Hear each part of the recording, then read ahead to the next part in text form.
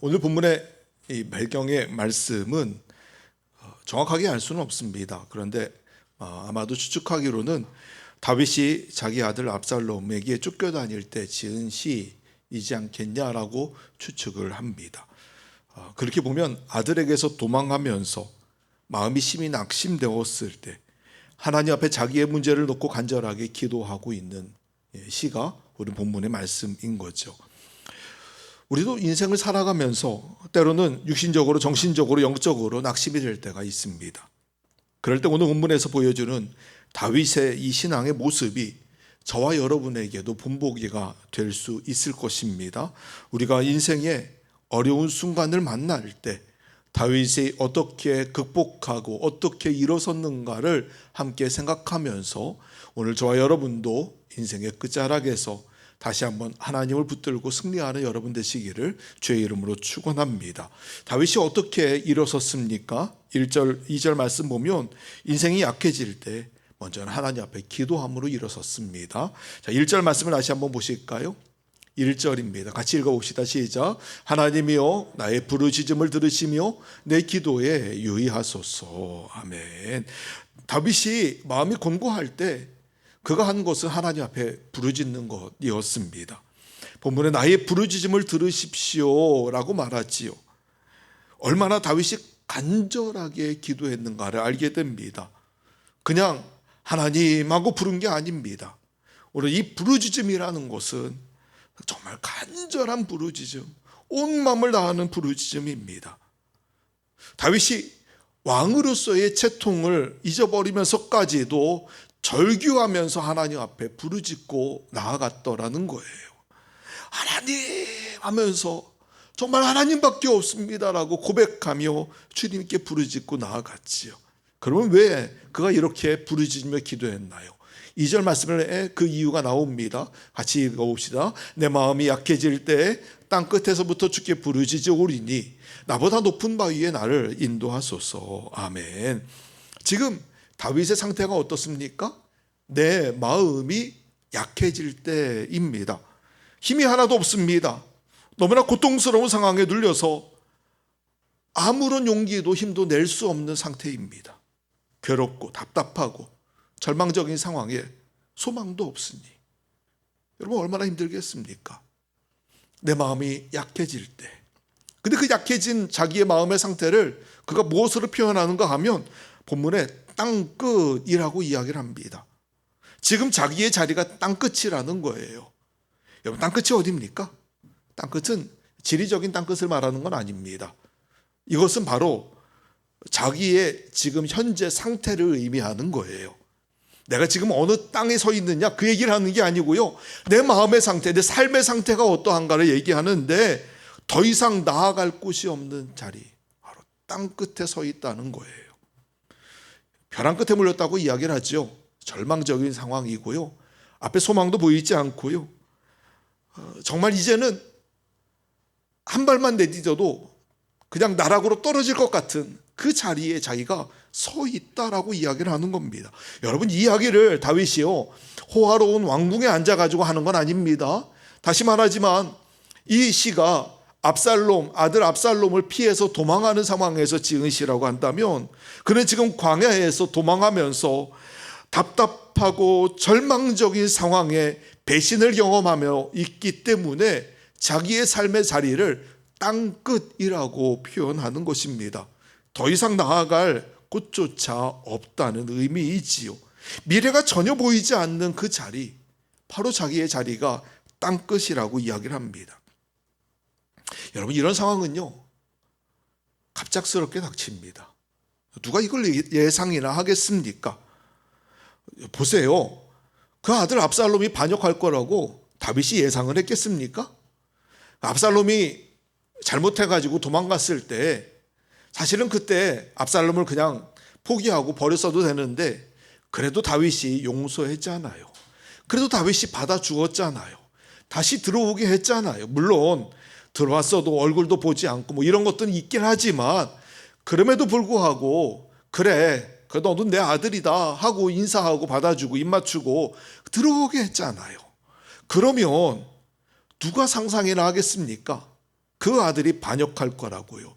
그 아들이 자기를 죽이겠다고 달려들 거라고 어느 누가 상상이나 했겠습니까? 우리 인생도 마찬가지입니다.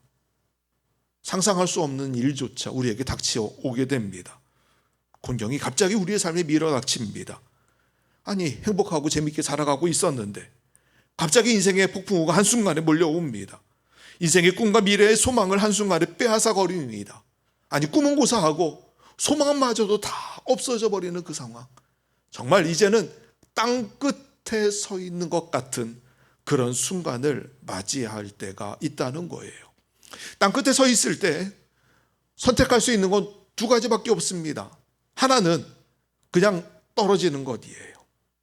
땅 끝에서 떨어져 죽든지 아니면 하나님께 부르짖는 것이지요. 둘 중에 하나를 선택해야 합니다. 다윗은 무엇을 선택했습니까? 바로 하나님께 부르짖는 것을 그가 선택합니다.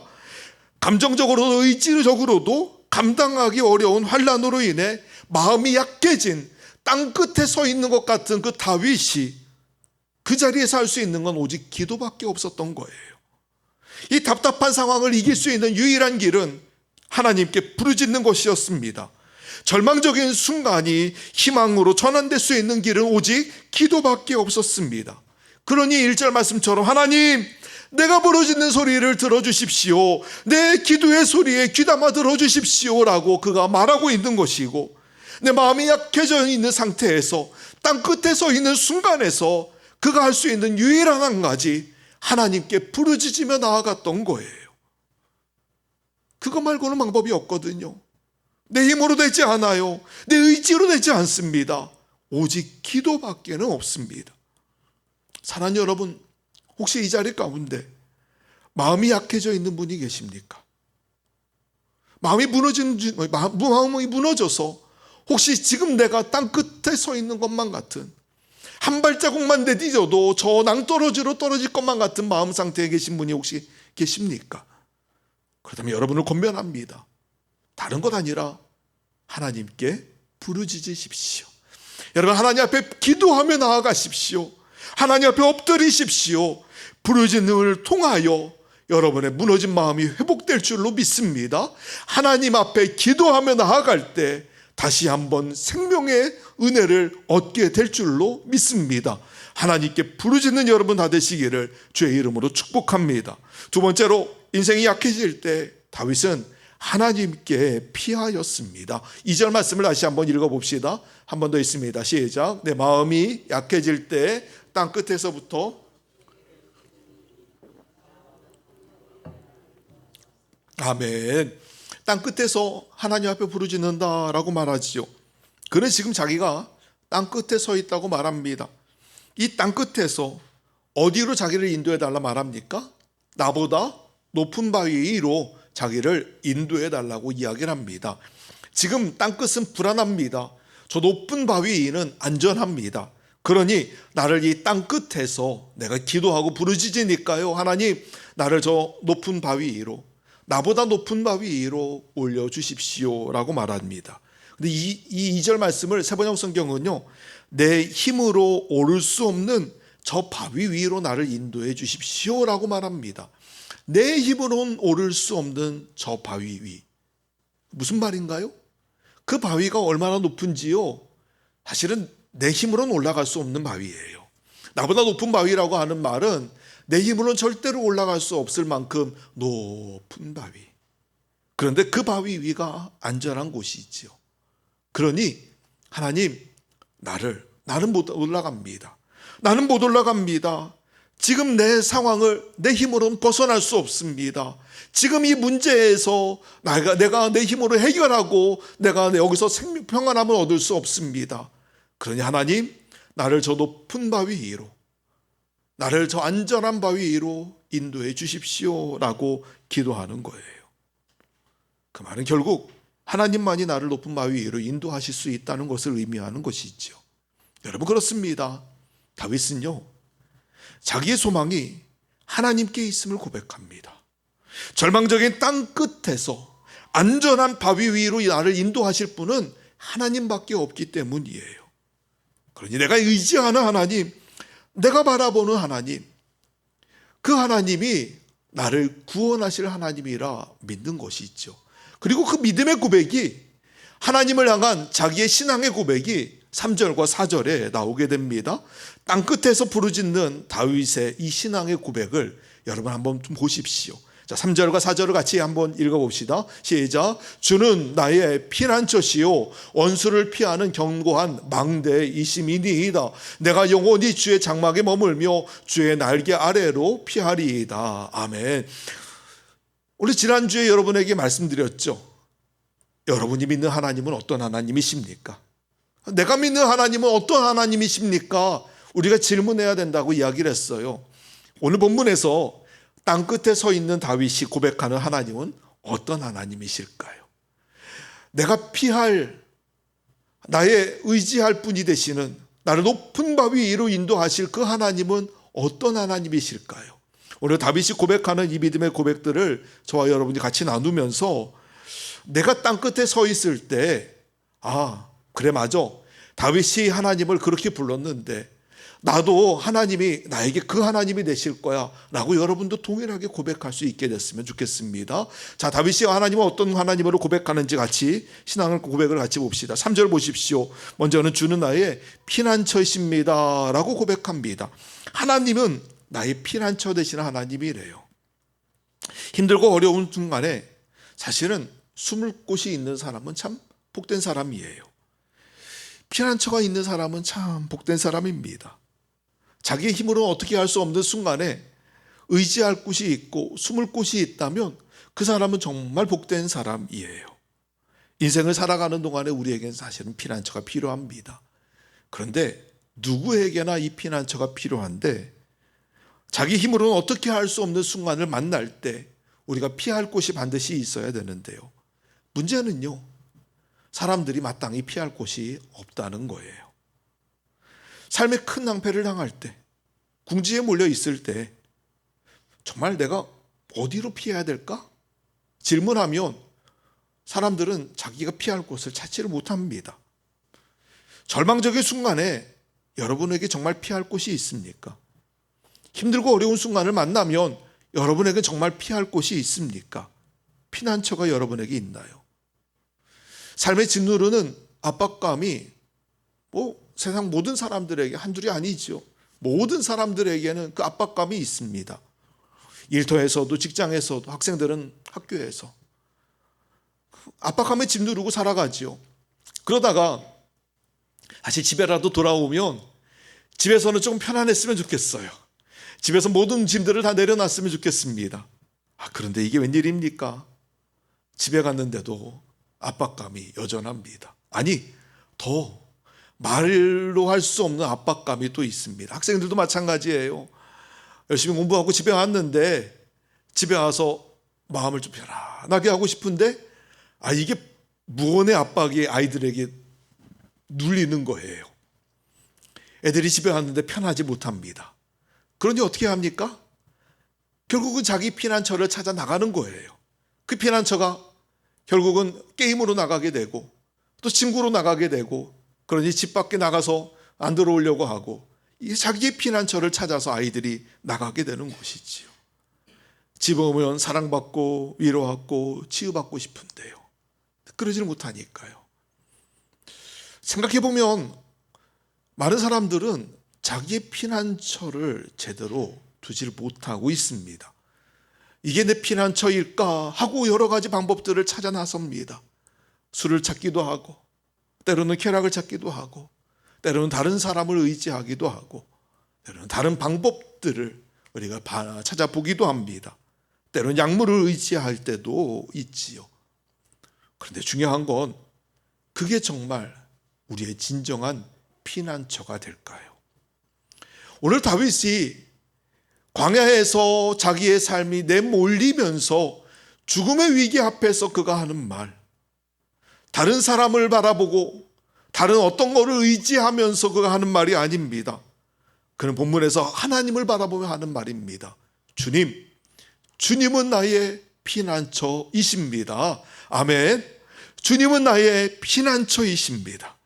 여러분, 이 광야에서 목숨의 위협을 받으면서 그가 하는 고백이에요. 다윗이 험난한 인생을 살아가며 깨달은 한 가지 사실, 하나님이 나의 피난처가 되십니다 라고 하는 사실이 있지요. 하나님이 나의 가장 안전한 피난처가 되십니다. 사랑하는 여러분, 피할 곳이 있는 사람은 복된 사람이라 했잖아요. 언제든지 피할 곳이 있는 사람은 정말 복 있는 사람이에요. 근데 여러분, 우리에게 피난처가 있습니다. 바로 우리 하나님이신 줄 믿습니다. 우리를 거절하지 않으시고 언제나 우리를 품어주시고 받아주시고 우리에게 피난처 되시는 하나님이 계시는 줄 믿습니다. 우리에게 피할 곳이 확실하게 있어요. 여러분의 어려움이 있을 때, 마음이 무너져 있을 때 주저하지 마시고 주께 피하는 여러분 되시기를 간절히 축원합니다. 하나님만이 우리의 완전한 피난처가 되시고 우리를 보호하시는 분이 되는 줄 믿습니다. 두 번째는 하나님이 우리의 망대가 되신다라고 말씀합니다. 주는 나의 피난처시요 나 원수를 피하는 견고한 망대이십니다 라고 고백하지요. 지금 다윗이요, 마치 전쟁터 한복판에 서 있는 것과 같아요. 그의 삶은 지금 위기 가운데 있습니다. 한순간도 마음을 놓을 수 없는 상태입니다. 죽느냐 사느냐의 기로에 놓여 있지요. 근데 그때 다윗이 하는 말은 이거예요. 주님은 나의 피난처십니다. 원수를 피하게 하는 견고한 망대입니다 라고 고백해요.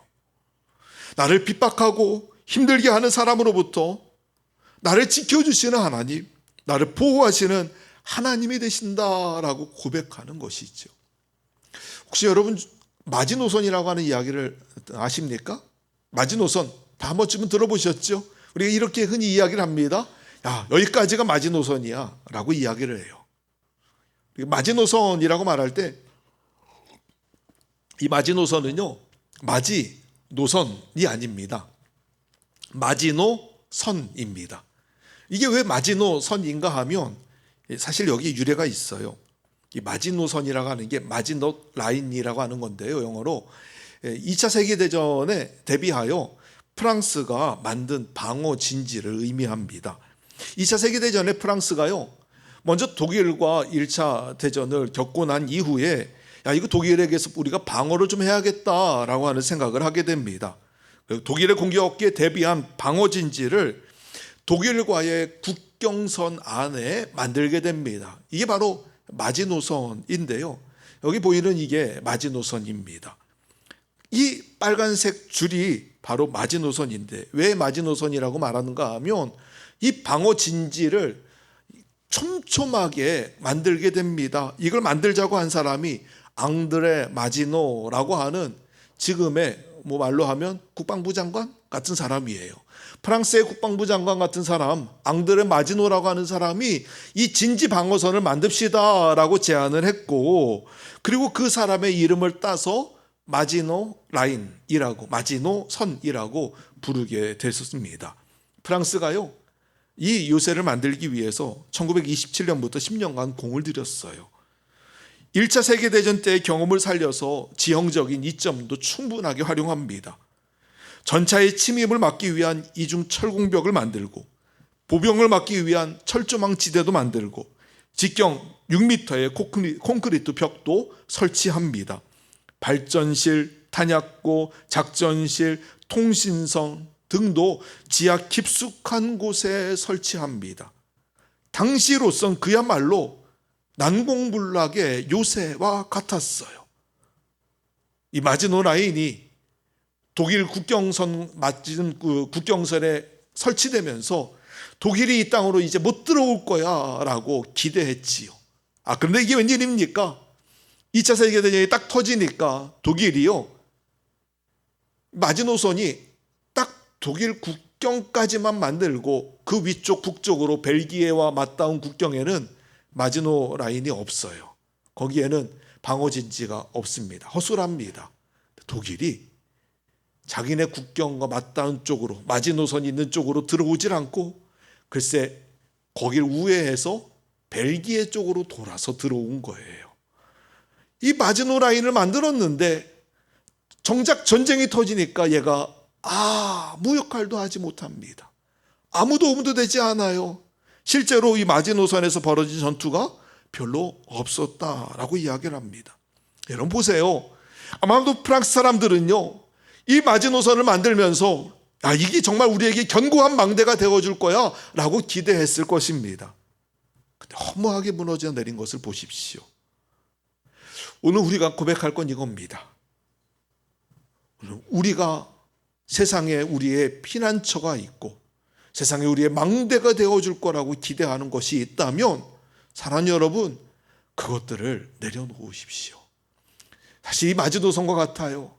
만들 때에는, 붙잡을 때에는 이게 우리의 생명이겠거니 하지만 사실 전쟁이 터지니까 아무 역할도 하지 못했던 것처럼 우리가 세상에 붙잡고 의지하는 것들, 정작 우리가 땅 끝에 놓이면 아무 의미도 없고 아무 도움도 되지 못한다는 걸 깨닫게 됩니다. 사랑하는 여러분, 오직 하나님만이 우리의 피난처가 되시고 하나님만이 우리의 유일한 망대가 되어주시는 줄 믿습니다. 모든 공격에서부터 우리를 방어하시는 분이 우리 하나님이십니다. 하나님이 최고의 요새가 되어주십니다. 어떠한 공격에서도 안전하게 지켜주시는 분이 우리 하나님이십니다. 하나님이 우리를 지켜주시는데 감히 누가 우리를 대적하겠습니까? 원수의 공격과 핍박과 비난과 조소가 빗발쳐도 우리가 하나님께 피하면 하나님은 모든 것으로부터 우리를 보호하시는 망대가 되어주실 줄 믿습니다. 이것이 바로 다윗의 고백이에요. 하나님은 나의 피난처이십니다. 하나님은 나의 망대이십니다 라고 하는 하나님에 대한 믿음의 고백을 하는데 저와 여러분에게도 동일한 이 믿음의 고백이 있기를 간절히 축복합니다. 4절 말씀을 다시 한번 보실까요? 4절입니다. 세 번째로 다윗이 고백하는 하나님은 내가 영원히 주의 장막에 머문다, 내가 주의 날개 아래로 피한다 라고 고백하면서 하나님이 장막이시라고, 하나님이 날개라고 표현하며 고백하고 있습니다. 이 장막이 뭡니까? 장막은 결국 안식과 힘과 회복을 의미합니다. 주의 날개도 동일합니다. 어미새가 날개 아래로 새끼들을 이렇게 모으는 것처럼 이 날개라는 것은 결국 안식을 주고 위로를 주고 또 쉼을 준다는 것을 의미합니다. 다윗이요, 아무리 척박한 광야 같은 곳에 있어도 그가 하나님의 품 안에서 정말 안식함을 누리고 있다라고 고백하는 거예요. 여러분 맞아요. 하나님 안에 안식이 있습니다. 하나님 안에 쉼이 있습니다. 하나님 안에 평안함이 있습니다. 다윗이 고백하는 하나님, 나에게 안식 주시는 장막 같은 하나님이에요. 다윗이 고백하는 하나님은 나를 품어주시는 날개 같은 하나님이었어요. 오늘 저와 여러분에게도 바로 그 하나님이 있기를 간절히 축복합니다. 장막 같은 하나님, 날개 같은 하나님 만나서 그 안에서 참된 쉼과 안식을 누리는 여러분 되시기를 주의 이름으로 축원합니다. 시편 61편은 땅끝에서 부르는 노래입니다. 정말 아차하는 순간에 모든 게 다 끝나버릴 것 같은 땅끝에 서 있는 순간에 그 삶의 자리에서, 땅끝의 자리에서 부르는 노래. 근데 거기에서 다윗이 누구를 붙잡는가 하면 절박한 목소리로 하나님을 붙잡습니다. 간절한 부르짖음으로 하나님을 붙잡습니다. 그리고 그곳에서 하나님 만나게 되어요.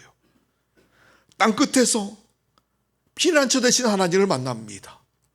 땅끝에서 그는 망대가 되시고 장막이 되시고 날개가 되시는 하나님을 만나게 되어요. 하나님을 떠나서 내가 살 수 없다는 걸 그가 느끼게 되고, 내가 올라갈 수 없는 저 높은 안전한 바위 위로 나를 인도하실 분은 하나님 한 분밖에 없다는 걸 그가 깨닫게 됩니다.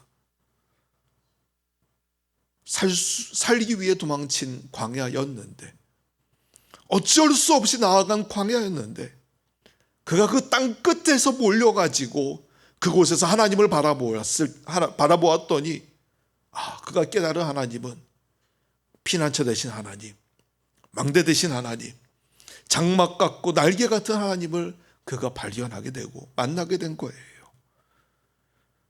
죽을 줄 알았는데 오히려 하나님 만나니 그가 살아나는 계기를 얻게 되었던 거죠.